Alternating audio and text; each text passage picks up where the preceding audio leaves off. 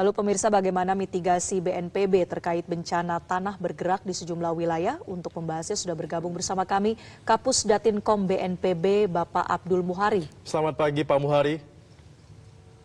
Selamat pagi Mas. Iya Pak Muhari, Salam ini sehat. PVMBG sudah melakukan asesmen di Jawa Barat terkait dengan tanah bergerak di Bandung Barat khususnya. Hasil asesmennya seperti apa Pak? Ya, memang dari hasil koordinasi kita di lapangan, tim BNPB juga sudah meninjau langsung kondisi di lapangan karena ini sudah merupakan kejadian susulan yang sebelumnya terjadi di tanggal 18 Februari.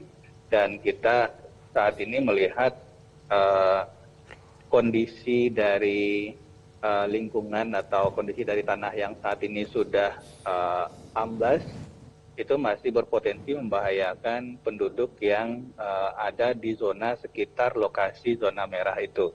Saya belum bisa menyebutkan zona merah karena kita masih melakukan pemetaan mana yang akan kita sebut zona merah ya.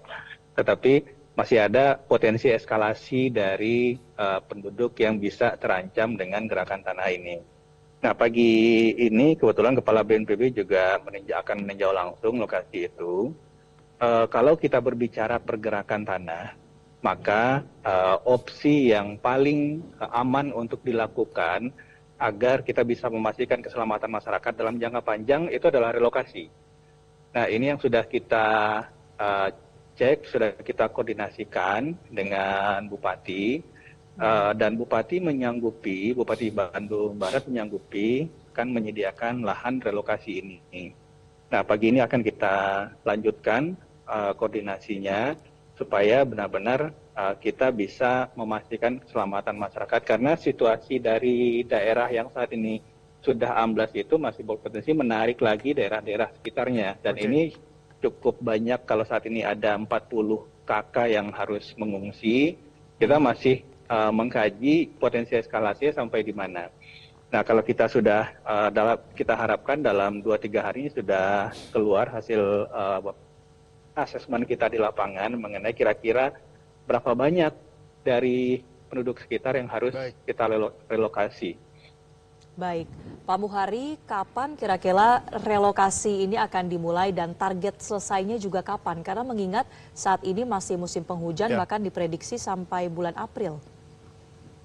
Benar, ini adalah satu atensi yang paling utama dan tentu saja kalau saat ini saja 40 KK ini tidak boleh dan tidak kita inginkan untuk berlama-lama misalkan di tempat pengungsian. Jadi saat ini sudah ditetapkan status tanggap darurat oleh Bupati selama 14 hari ke depan. Kita harapkan pada fase tanggap darurat ini kita sudah bisa memulai inisiasi dari relokasi ini.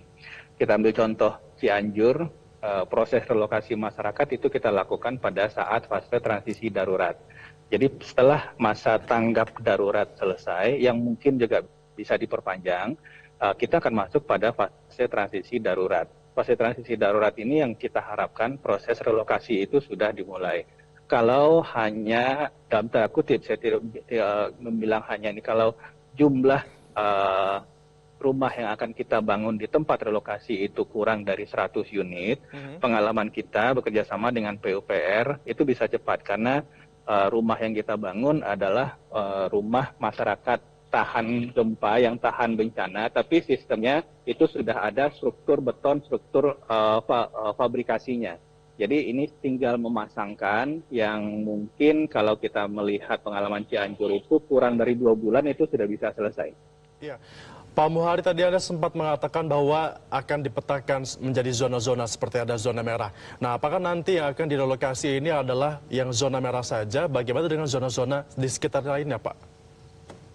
Nah, ini yang kita sampaikan bahwa zona merah ini juga berpotensi terjadi eskalasi. Jadi kalau ada pergerakan tanah, maka dia bisa membuat struktur tanah di sekitarnya juga menjadi labil. Ini masuk dalam atensi kita. Jadi tidak hanya rumah penduduk yang saat ini sudah tidak bisa digunakan yang akan direlokasi, tapi kita akan memberikan pemahaman, memberikan sosialisasi kepada masyarakat, rumah dari warga yang juga berpotensi terancam di masa depan, itu lebih baik juga kita relokasi ke tempat yang aman dari sekarang. Baik.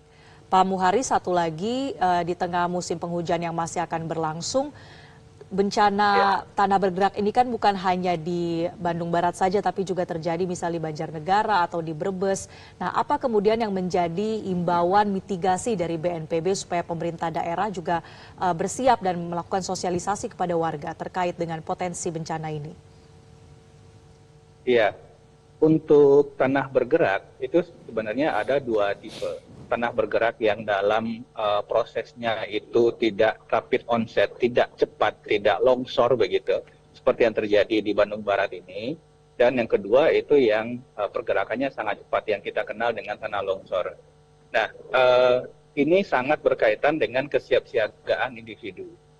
Kita melihat minggu lalu itu ada kejadian longsor di Luwu, Kabupaten Luwu, yang masyarakat ada di situ, tanah sudah mulai longsor, tapi masyarakat tidak segera lari sehingga kemudian tertimbun dan meninggal dunia 5 orang. Ini benar-benar menyangkut pada kecepatan kita merespon kondisi alam. BNPB selalu menyampaikan kalau di tempat, di lokasi-lokasi yang lerengnya curam, kemudian tidak jarang vegetasi, tidak ada struktur penguat, misalkan di jalan-jalan yang di pinggir jurang.